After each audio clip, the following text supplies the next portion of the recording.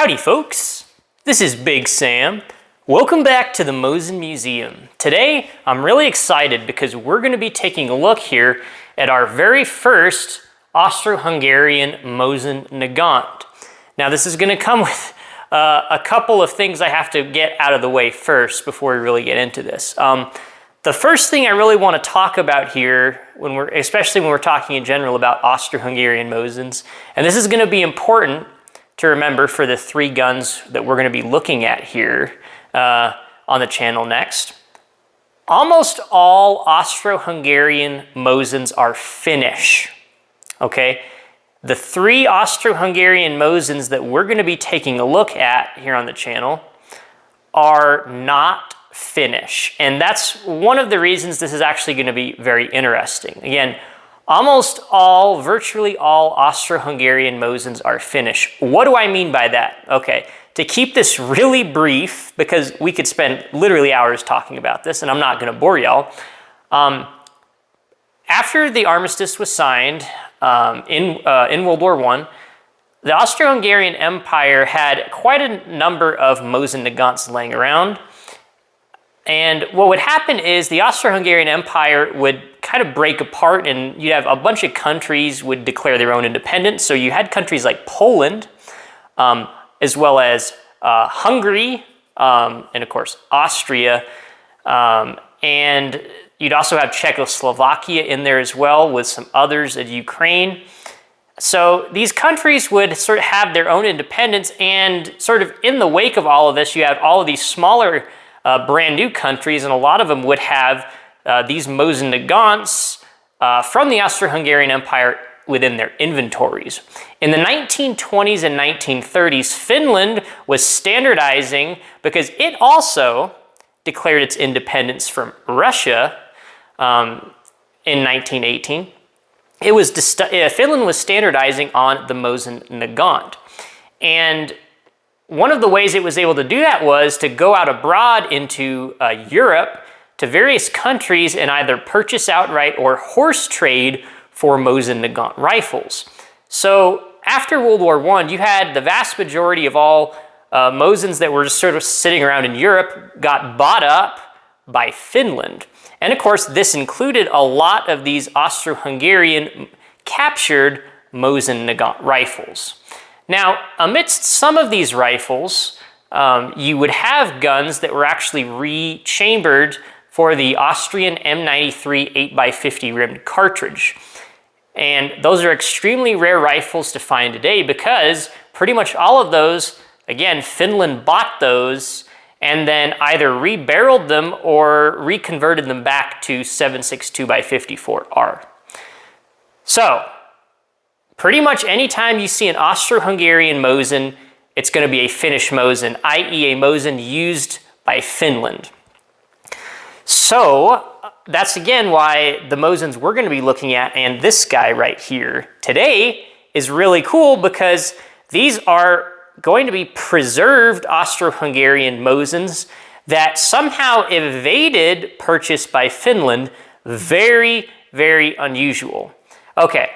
So that preface out of the way, here's the next thing we need to talk about before we really look at this rifle is we need to define what is an Austro-Hungarian Mosin, because that can mean different things to different people, okay? Well, just like the way we define a Finnish Mosin is a Mosin used by Finland, we're also going to define here very simply on the museum that an Austro-Hungarian Mosin is simply a Mosin used by the Austro-Hungarian Empire. Now that doesn't necessarily tell us how the Austro-Hungarian Empire, how they got it, or how they used it, or in what configuration it's in. There could be a number of different varieties of these things, and that's why we're going to be looking at three different rifles to get a better sense of the types of guns that they used.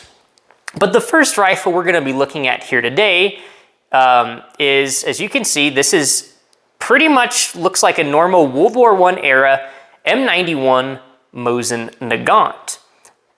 But it's a lot more complicated than that. You see, there's a lot more going on here. Now, just from like 10 feet away, you can actually tell that this rifle is Austro-Hungarian. How do we do that? Well, first of all, I want to point out right there, you guys can see this rascal has a rear sling swivel. Okay, so the rear sling swivel is interesting because you don't really ever see that on Mosin Nagants. Almost all Austro-Hungarian Mosins in their original Austro-Hungarian configuration would have these types of rear sling swivels, and they would be put on the 6 o'clock position on the very bottom of the stock at the back. And there's different types of sling swivels which we'll be taking a look at here on the channel. But whenever you see this guy right here, this big old sling swivel hanging down the back of him, that's a very good indication you're looking at something very unusual and probably Austro-Hungarian. Now the other indicator is right here. You can see this guy has a front sling swivel. Now this also gets interesting because the Austro-Hungarian Empire created their own sling swivels. These are wire sling swivels. But as Finland bought a lot of these rifles, Finland would actually use these as well. So you'll actually see these exact Austro-Hungarian sling swivels on later Finnish guns, and then Finland would go on to sort of copy the design with some extra modifications. So you'd actually see both Austro-Hungarian as well as Finnish sling swivels in Finnish use. So the front sling swivel isn't always an indicator just by the sling swivel that it's Austro-Hungarian. What is a really good indicator though is if that sling swivel at the front, which we're going to look at, is not within an escutcheon. Because what the Austro-Hungarian Empire pretty much always did was just drill a hole straight through the stock. Even if there was already an escutcheon there, they just drill a small hole through the stock and insert the sling swivel directly into the stock itself. They did not really utilize the escutcheons on Mosin Nagants, the Austro-Hungarian Empire did. So then another cool tidbit. Now, another way you can tell something really weird is going on here is the fact that this rifle doesn't have a recoil lug. That is really, really unusual. Pretty much 99.9999999% of Mosins you're going to come across have a recoil lug. So if we see that, that doesn't necessarily mean it's Austro-Hungarian. What it does tell us, though, is it's almost certainly not from Finland, because Finland would have absolutely given a rifle a recoil lug, almost 100% chance. So if just that fact tells us this rifle is what we would consider to be a preserved rifle, would be one way to put it. Now, again, remember I said there's different types of these guns. Some of these guns, the Austro-Hungarians kept in the Russian 7.62x54 rimmed, and some of these they would rechamber in the Austro-Hungarian 8x50 rimmed cartridge. Now, which one is this? Well, we're going to take a look at it in a little bit, but I will tell you from the get-go that this rifle is actually still in the 7.62x54R caliber. But it's still a really interesting rifle. Now, another thing I want to talk about, a little bit earlier I talked about that this was what we would consider a preserved rifle, is the how. Because this is where things get really interesting. One of the reasons these guns are so rare, especially here in America, is because, well, we don't really typically think of America having direct conflicts with the Austro-Hungarian Empire in World War I. When we think of guns that were brought back from World War I back to America, typically we think of things like Gewehr 98s or Gewehr 88, typical German Mauser or Mauser pattern rifles, things like that. We don't typically see Mosins. In fact, we basically never see Mosins brought back from World War I. And again, it makes a lot of sense because the Germans, although they actually had a lot of these at or near the Western Front, you wouldn't really see these brought back from World War I ever. From the Western side of the sphere. These guns really, they would pop up here and there, but they weren't really commonly encountered in places like France. Where these were commonly encountered, though, are going to be places on the Eastern Front, as well as the Balkans. Those were going to be the two primary places where you would encounter Mosins in use by the Austro-Hungarian Empire. Now, you'd also see a few of these rifles pop up in Italy as well, but we'll talk about that in another video. This particular rifle actually comes from the Balkans. In fact, I could tell you the city that this rifle came from in the Balkans. It's pretty interesting. Now, we're actually going to do another video to talk about the specific history of this gun. But just know that we have a really good understanding of where this gun came from, and we have a pretty good guess about where it came from before World War I. Now, we know this gun came from the Balkans, and again, we'll get into that in a future video. So who had this gun, and how did the Austro-Hungarian Empire get it? Well, we don't know 100%, but we have a really good idea. It either would have been in the original possession of Serbia or Montenegro. A very high likelihood of that. And one of the ways we can guess that is because there's no recoil lug on this gun, which is, again, very unusual. We do actually have some pictures of Serbians in World War I, and perhaps some Montenegrins, I would have to go double check, that have Mosin Nagants with no recoil lug. Now, apparently the Russians sent some of these guns as aid both before and during World War I to their Slavic brothers in the Balkans, i.e. Serbia and Montenegro, because remember, those two factions were both on the side of the Entente. A lot of those guns that they got had no recoil lugs, and some of them didn't even have the Konovalov rear sight. They still had the old flat rear sight for the bottlenose cartridge. And it seemed like it was a big mess. You had Serbia with a lot of these guns that were sighted in for one caliber, and they had the other caliber, or as far as the bottlenose versus the Spitzer, I guess specifically not necessarily the caliber, but the type of the 7.62x54R cartridge. It turned out it seemed like it was a big mess, and you know, it just seems like they didn't really like these guns all that much. But that's really my best guess for why this gun doesn't have recoil. Like, this is probably one of the rifles that the Russian Empire sent as aid to either Montenegro or Serbia. So, without further ado, before I ramble on more and more, let's go ahead and take a closer look at some of the features on this rifle, because, again, there's some really interesting stuff here. So, let's get a closer look, guys. Okay, so let's just start from the back to and then we'll go to the front of the rifle. So, first thing, again, there's actually no escutcheon here on the back, which is already a really interesting thing, because while it's more common to find a Mosin with no escutcheons than it is no recoil lug, it's still very, very, very uncommon to find a Mosin Nagant with no rear escutcheon back here in the stock. So this is an earlier type stock, and again, something that we would consider a preserved rifle. Down here we can see our sling swivel.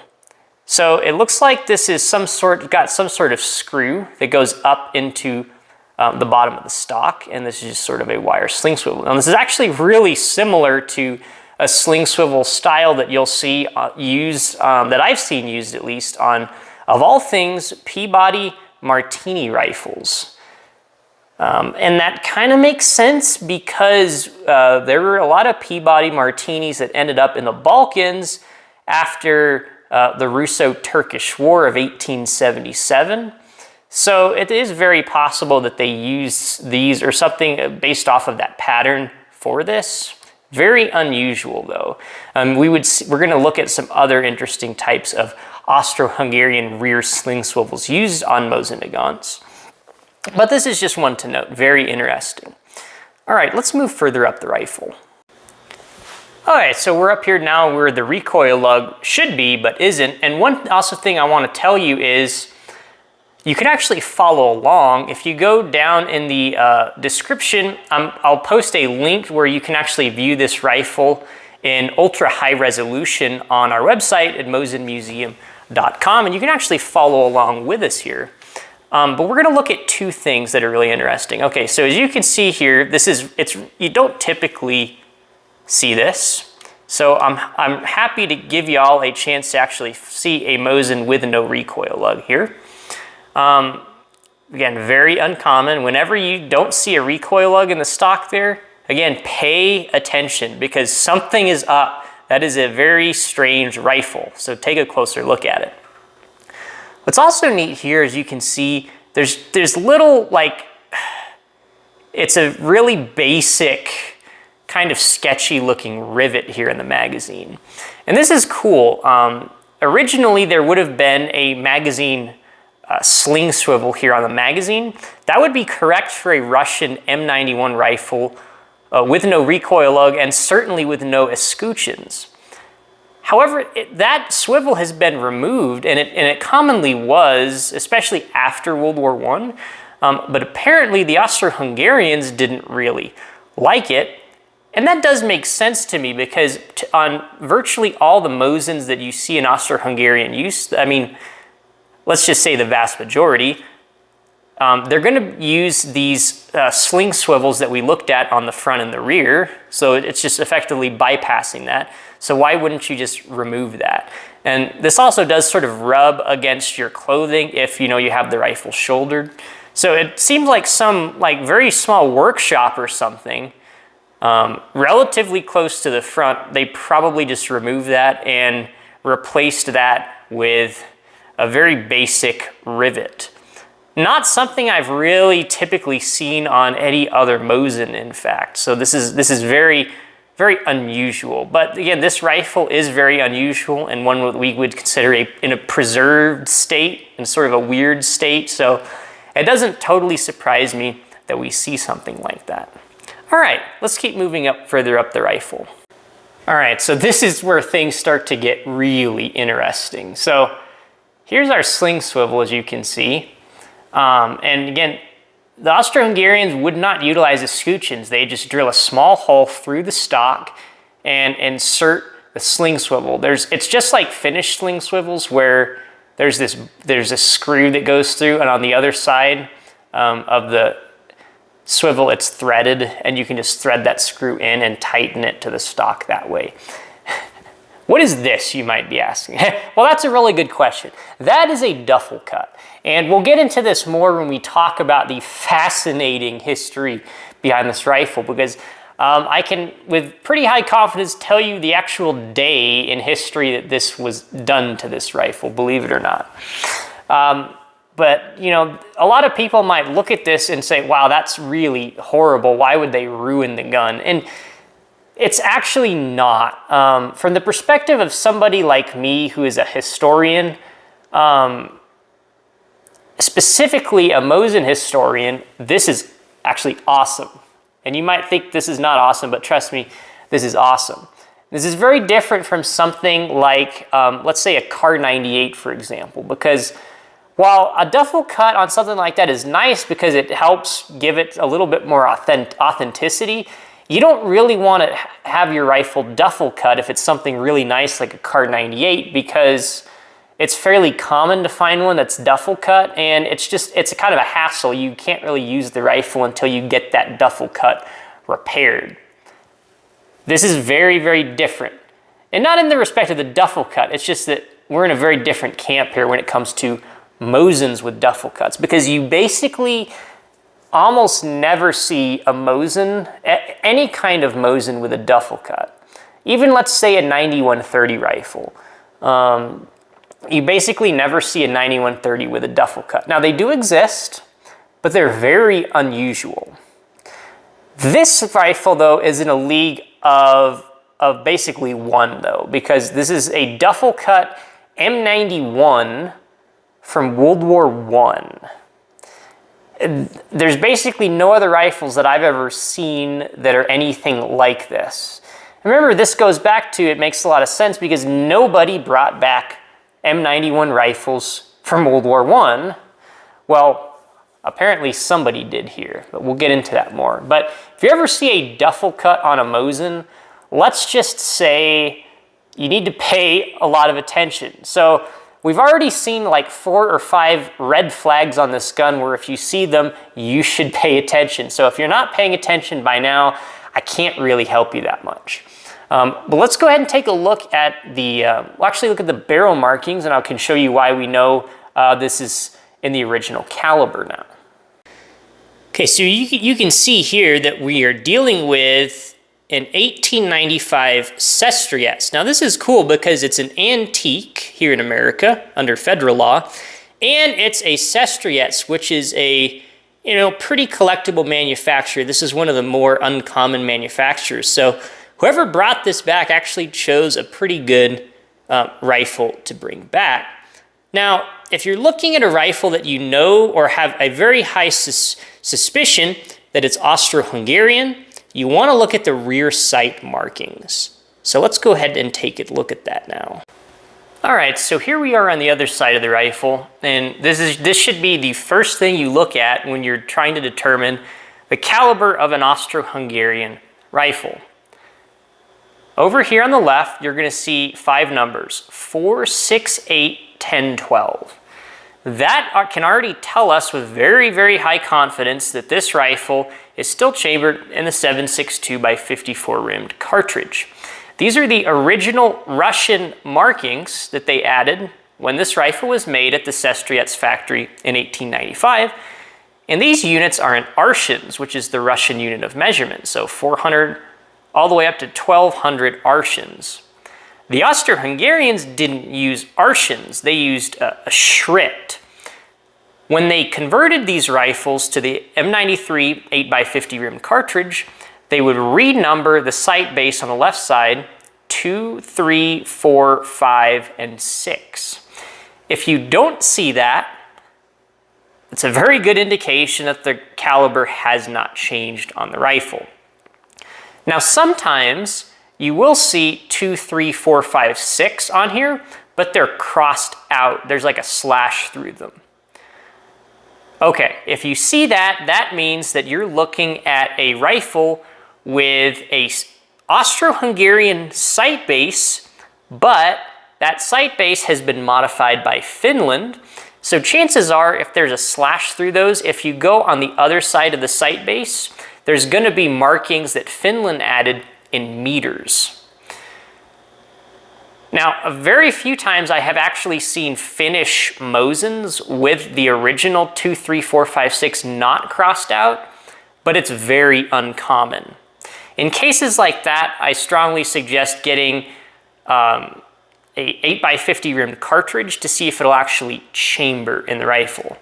And that is basically the only real 100% way to tell if your rifle has been rechambered by the Austro-Hungarians is if will it chamber a 7.6 will it chamber an 8x50 rimmed cartridge, because this rifle does not chamber an 8x50 rimmed cartridge. In fact, 99.9999999, now I just sound like a German, a lot of 9% of all Mosins will not chamber the 8x50 rimmed cartridge. In fact, there's only a handful of Mosins in the entire world that will still chamber the 8x50 rimmed cartridge. So that's really the definitive test. But if your rifle has the 4, 6, 8, 10, 12 markings, that means it shouldn't chamber the 8x50 rimmed cartridge. Now, some of y'all might still be in suspense about that. Are we ever going to get a look at one of those rifles? The answer is yes. The next rifle we're going to be looking at has actually been rechambered by the Austro-Hungarians and is also what we would consider to be a preserved rifle, a rifle in the Austro-Hungarian configuration. So I'm really excited to take a look at that. So I hope you guys have enjoyed this video. Again, if you want to look at this rifle, you can take a look at it anytime in ultra high resolution on our website, and I put the link in the description below, so go check that out. Until next time, make sure to subscribe so you don't miss out on another cool episode about Austro-Hungarian or any other type of Mosin Nagant rifles. Let me know if you guys have any prayer requests, and we'll see you next time.